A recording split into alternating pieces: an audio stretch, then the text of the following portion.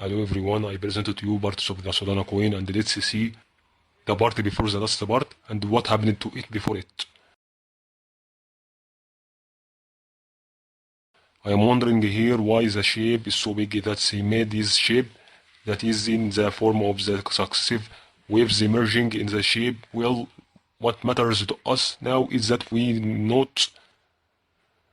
will notice here, after drawing the letters of the M, we will find 5 letters instead of 4 letters, and it's possible that we have mentioned it almost in the Luna coin, that it was their number is 4.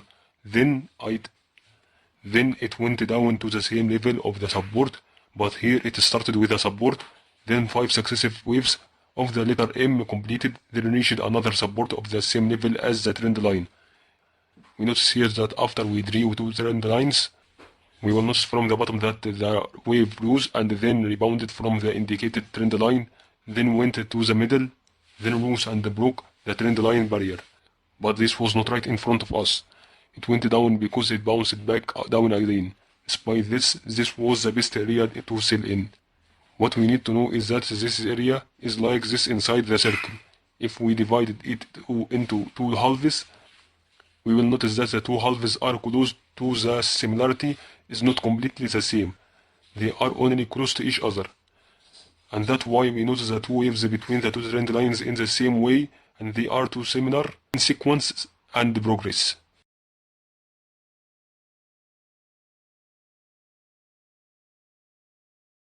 What is the second circle will be approximately the same as in the first circle as we mentioned.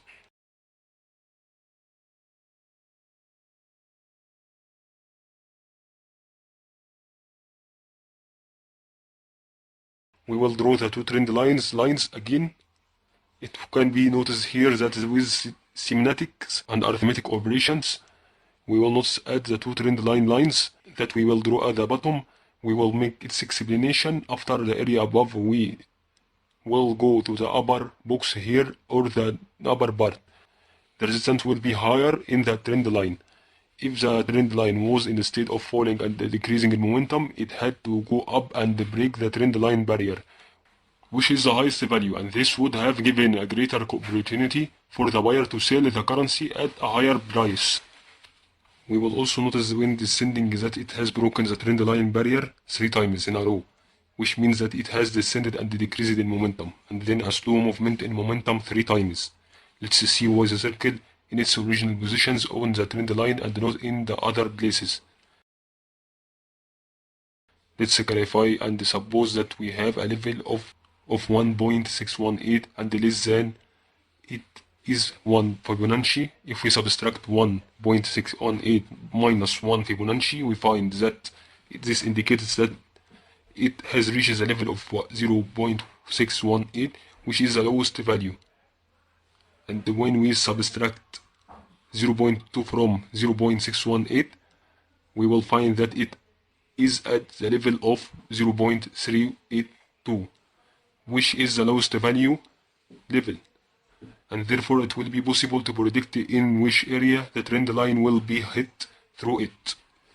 Then the wave travels in the form of the slow movement, and therefore it has the opportunity to rise to the top and increase in momentum until it reaches another trend line that it hits and then falls again at the same basic position of it.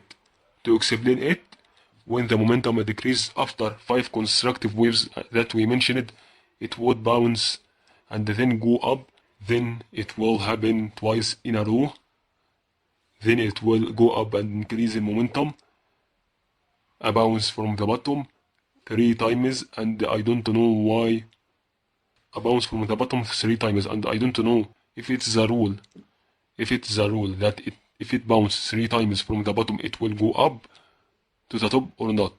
But in the end it will fall to the lowest value, which is the basic value that Solana's coin started with. Thank you for listening. I hope you have benefited from the video.